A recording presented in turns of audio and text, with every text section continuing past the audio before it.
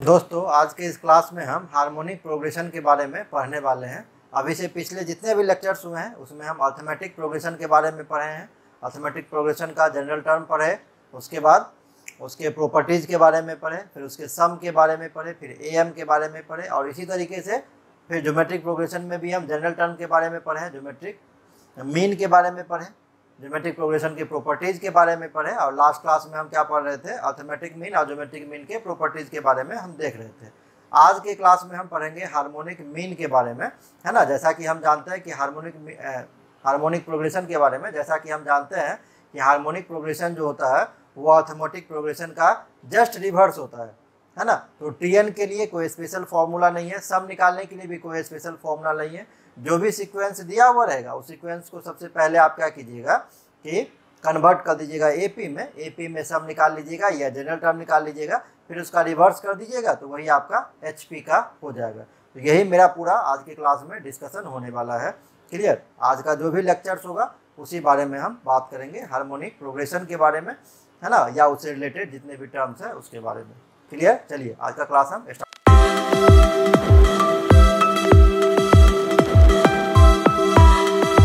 क्या लिखे हम? लिखे हैं कि एक sequence a1 a2 a3 so on an दिया हुआ किसी भी नॉन जीरो रियल नंबर्स का, तो इसको हम लोग एचपी में तभी कहेंगे जब इसका रिवर्स, मतलब 1/a1 1/a2 1/a3 and so on 1/an ये किस में होगा? एपी में होगा। जैसे देखिए 1/2 1/4 1/6 इसको हम एचपी में तभी कहेंगे जब इसका रिवर्स कीजिए 2 4 6 ये किस में है? एपी में है ना। आप पढ़े हुए एपी में क्या होता है? Next term minus previous term, फिर next term minus previous term, ये सब आपस में कितना हो जाएगा?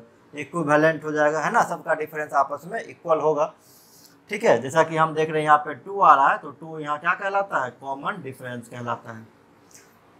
नेक्स्ट है the nth term of HP is the reciprocal of the nth term of the AP।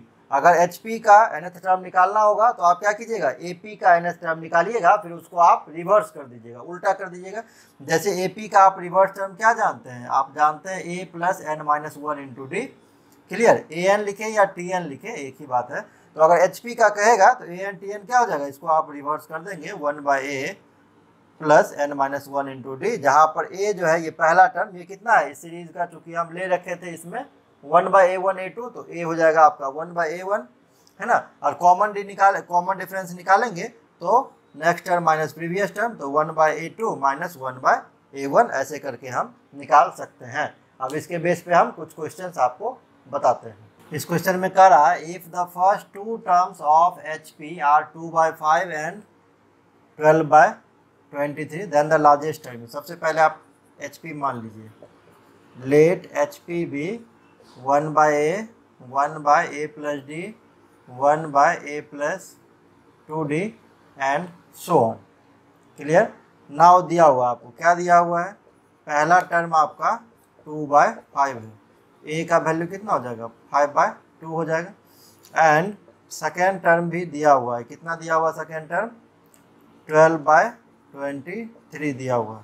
a plus D का वैल्यू कितना हो जाएगा? रिवर्स कर देंगे, है ना। इसको रिवर्स कर दीजिए तो 23/12। अब यहाँ से a का वैल्यू आपको मालूम है 5/2 plus d is equal to 23/12, तो d इज इक्वल टू क्या हो जाएगा? 23/12 माइनस 5/2। इसको आप सॉल्व कर लीजिए,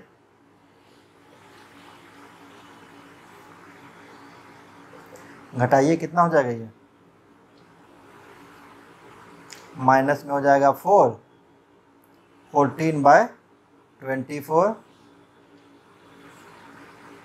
तो ये माइनस 7/12 आ गया। किसका वैल्यू? डी का वैल्यू माइनस 7/12 और ए का वैल्यू 5/2।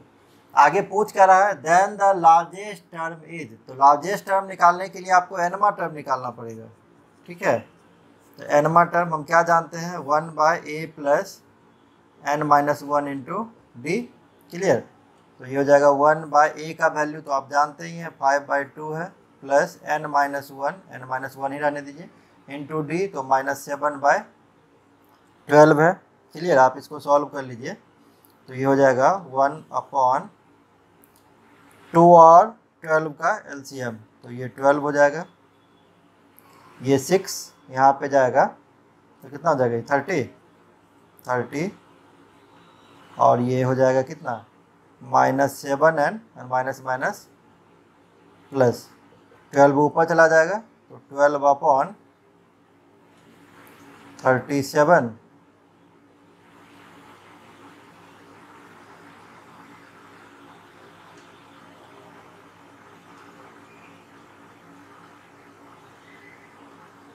37 माइनस 7n, ये Tn का वैल्यू हो जाएगा। अब पूछ रहा है कि Tn लार्जेस्ट कब होगा। अगर हम n का वैल्यू यहाँ 5 दे देते हैं तो कितना हो जाएगा, ये ऑब्जर्व करने की अब बात है। आप देखिए यहाँ पे हम साइड में बता रहे हैं, n का वैल्यू अगर हम 5 दे देंगे तो 12/37 माइनस 7 × 5, तो 35 कितना हो जाएगा, 12/2, तो ये आपका 6 आ जाएगा। वैल्यू की हम बात करें, टर्म नहीं है ये।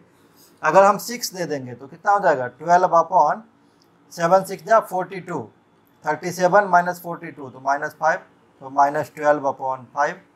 अगर 4th दे देंगे, n का वैल्यू 4 दे देंगे तो कितना हो जाएगा, 28, तो 37 माइनस 28 तो कितना हो जाएगा, ये 12/9, 4/3 हो जाएगा आपका। और 8th टर्म 8 यहाँ पे डाल देंगे तो वो भी आपका निगेटिव हो जाएगा, है ना। तो क्लियरली हम देख क्या रहे हैं, ये ग्रेटेस्ट वैल्यू 6 तभी दे रहा है पॉजिटिव में जब हम n का वैल्यू 5 रख रहे हैं। तो क्या लिखेंगे, therefore Tn is largest when n equals to 5। ये आपका 5वां टर्म पे सबसे बड़ा वैल्यू Tn देगा। तो ये क्वेश्चन आपका सॉल्व हो गया। इस क्वेश्चन में दिया हुआ है ABC AP में है और मॉड A का वैल्यू <1 है, मॉड B भी <1 है, मॉड C भी <1 है। x equals to 1 + a + a² to infinity. Similarly y b में दे रखा है इन्फिनिटी तक, और z 1 + c + c² infinity. x y z पूछ रहा है किस में होगा। सबसे पहले x की हम बात करते हैं। अच्छा, x जो दिया हुआ है कौन सा सीरीज है, जीपी है। जीपी भी कैसा है, इन्फिनाइट जीपी है। तो इन्फिनाइट जीपी का हम सम आपको बताए होंगे, आपको याद होगा, a/1 - r होता है। a पहला टर्म है, r क्या है, कॉमन रेशियो है। यहाँ पहला टर्म की अगर बात करेंगे तो 1 है और कॉमन रेशियो कितना है, a है। ठीक है, थोड़ा सा इसको आप सिंप्लीफाई कर लीजिए, तो 1 - a इज इक्वल टू कितना हो जाएगा, 1 - a इज इक्वल टू हो जाएगा 1/x, और a का वैल्यू कितना हो जाएगा, 1 - 1/x हो जाएगा। क्लियर। सिमिलरली आप y निकालिए तो 1/1 - b हो जाएगा, और z इक्वल टू 1/1 - c हो जाएगा, है ना। ऐसे भी बन जाएगा, ये नहीं भी निकालिएगा फिर भी आपका क्वेश्चन बन जाएगा। देखते हैं ऐसे ही डायरेक्टली हम नहीं लिखिए, ये लिख लिए। अब ABC AP में दिया हुआ है, नाउ ध्यान दीजिएगा, ABC आर इन AP, है ना। और हम क्या पढ़े हैं कि AP में से अगर एक माइनस कर देंगे हर एक टर्म से, फिर भी वो प्लस कर दे या माइनस कर दे, फिर भी वो AP में ही होता है। तो अगर हम यहाँ से 1 - a 1 - b, या आप ऐसे कर देंगे, सर ऐसे आप कैसे कर दिए, तो आप ऐसे ही कीजिए ना, a - 1 कीजिए, b - 1 कीजिए, c - 1, ये भी किस में होगा, AP में होगा। अब आप सब में माइनस से भी गुना कर देंगे फिर भी AP में ही होगा वो, है ना। तो 1 - a 1 - b 1 - c, r इन किस में, AP में। क्लियर। अब आप इसको रिवर्स कर दीजिए, जब भी आप इसको रिवर्स करेंगे तो 1/1 - a 1/1 - b और 1/1 - c किस में हो जाएगा, ये आपका HP में हो जाएगा। AP का जस्ट उल्टा HP। और 1/1 - a किसका वैल्यू है, x का वैल्यू है। 1/1 - b किसका वैल्यू है, y का वैल्यू है। 1/1 - c किसका वैल्यू है, z का वैल्यू है। तो किस में हो जाएगा आपका, HP में हो जाएगा। वही आपसे पूछ रहा था x y z किस में होगा, तो x y z आपका HP में हो जाएगा। ये C नंबर ऑप्शन करेक्ट है आपका। इस क्वेश्चन में दिया हुआ let the positive numbers ABCD be in AP। तो सबसे पहले लिखिए आप इसको, ABCD be in AP। Then आपसे पूछ रहा है ABC ABD ACD और BCD किस में होगा। ये काफ़ी ट्रिकी क्वेश्चन है ना, ये तुरंत सॉल्व हो जाएगा आपका। आप इसको रिवर्स में लिखिए तो क्या हो जाएगा, DC BA, फिर भी ये किस में होगा, AP में ही होगा। अब आप इसको क्या कीजिए, रिवर्स कर दीजिए, 1/D 1/C 1/B 1/A, तो किस में हो जाएगा, ये HP में हो जाएगा। AP का उल्टा करेंगे तो, है ना। अब देखिए यहाँ ABC है, तो अगर हम ABCD से टोटल में भागा दे दें तो D से D कट जाएगा, यहाँ क्या बचेगा ABC, यहाँ पे C से C कट जाएगा, क्या बचेगा ABD। तो हम क्या करते हैं ना, सारे टर्म में ABCD से हम मल्टीप्लाई कर देते हैं। आप पढ़े हैं AP में कोई कांस्टेंट टर्म से मल्टीप्लाई करेंगे फिर भी वो टर्म किस में होगा, AP में ही होगा। यहाँ HP की बात है फिर भी वो सेम ही बात है। D से D कट गया, C से C, B से B, A से A। तो ABC, ABD, ACD और BCD किस में हो जाएगा, ये R इन HP। यही ना पूछ रहा था, ABC, ABD, ACD और BCD R इन HP। तो ये ऑप्शन नंबर बी आपका करेक्ट है। ये काफ़ी ट्रिकी क्वेश्चन है, एग्जाम में पूछा हुआ क्वेश्चन है ना, आप इसको ध्यान में रखिए। इस क्वेश्चन में देखिए x² + 9y² + 25z² = xyz × 15/x 5/y 3/z। मैंने आपसे पूछ रहा है xyz किस में होगा, सिंप्लीफाई थोड़ा सा करना पड़ेगा इसको। 25z², इसको आप मल्टीप्लाई कीजिए तो x से x कट जाएगा, ये 15yz हो जाएगा। यहाँ y से y कट जाएगा +5xz हो जाएगा। यहाँ z से z कट जाएगा तो 3xy हो जाएगा। क्लियर, सबको आप इधर ले आइए। ये हो जाएगा x² + 9y² + 25z² - 15yz - 5xz - 3xy। Clear. अब हम इसको परफेक्ट स्क्वायर बनाने के बारे में सोच रहे हैं। परफेक्ट स्क्वायर बनाने के बारे में सोच रहे हैं, = 0 हो जाएगा। तो ये डायरेक्टली परफेक्ट स्क्वायर नहीं होगा, आप इसको 2 से पहले मल्टीप्लाई कीजिए तो 2x², 18y², 50z², 30yz, 10xz - 6xy। इधर 2 से करेंगे तो इधर तो 0 ही हो जाएगा। क्लियर। अब आप देखिए, ध्यान दीजिएगा आप बोर्ड पे थोड़ा सा, ये 2x² है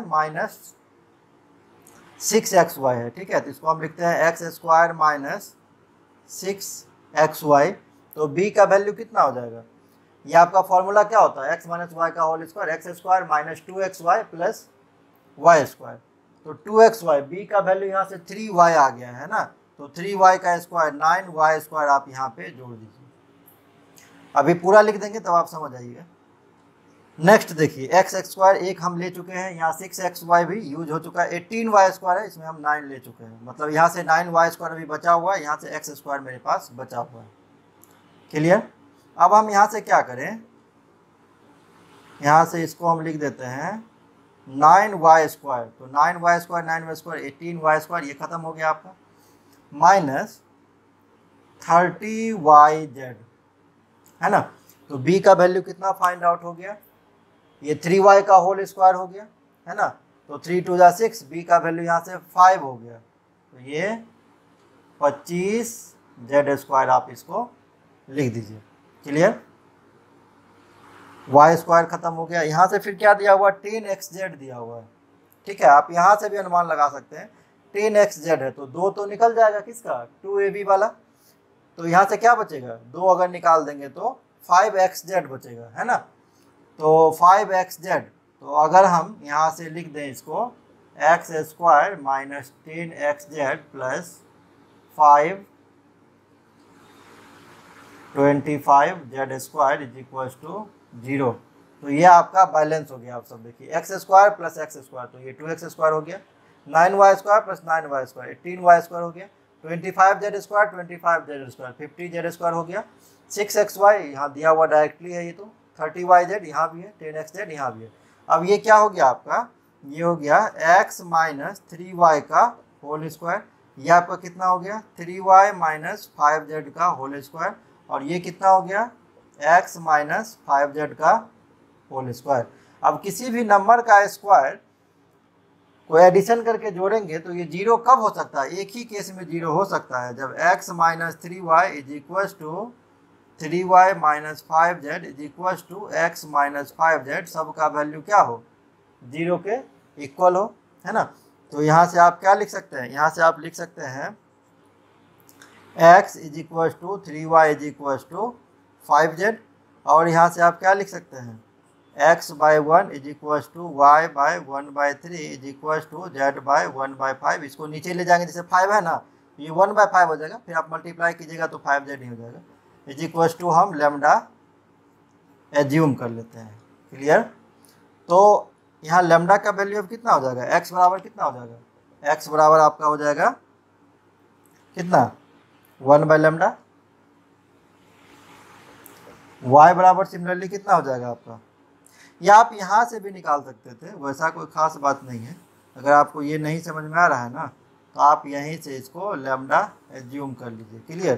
तो एक्स बराबर कितना हो जाएगा लेमडा, वाई बराबर कितना λ/3, और जेड इक्वल टू कितना λ/5। ठीक है। तो देखिए अब आपसे क्वेश्चन में पूछ क्या रहा है कि एक्स वाई जेड किस में होगा, तो एक्स का वैल्यू है लेमडा, इसका है λ/3 और इसका है λ/5, है ना, ये किस में होगा। तो जब हम इसको रिवर्स करते हैं तो 1 3 5 किस में है, ये आर इन ए पी, नहीं ए पी में 3 - 1 2 हो जाएगा, 5 - 3 ये भी आपका 2 हो जाएगा, तो ये ए पी में है। ठीक है। और यहाँ हम क्या कर रहे हैं, यहाँ हम इसको रिवर्स कर रहे हैं। ठीक है। तो ये आपका किस में हो जाएगा, एक्स वाई जेड λ/3 λ/5, इसी को तो आप एक्स वाई जेड कर रहे हैं, तो एक्स वाई जेड किस में हो जाएगा आपका, एक्स वाई जेड हो जाएगा आपका एच पी में। क्लियर। अच्छा क्वेश्चन है ये, आप ध्यान रखिए, काफ़ी अच्छा क्वेश्चन है। थोड़ा सा कैलकुलेटिव तो है, बट अगर आप प्रैक्टिस करेंगे तो वो भी आपको समझ में आ जाएगा। फिलहाल आप नोट कर लीजिए इसको। और चलते चलते मेरा वीडियो अगर आपको अच्छा लग रहा है तो प्लीज़ चैनल को लाइक एंड सब्सक्राइब जरूर करके जाना, एक अच्छा सा कमेंट भी करके जाना। मिलते हैं किसी नेक्स्ट लेक्चर में। Thank you.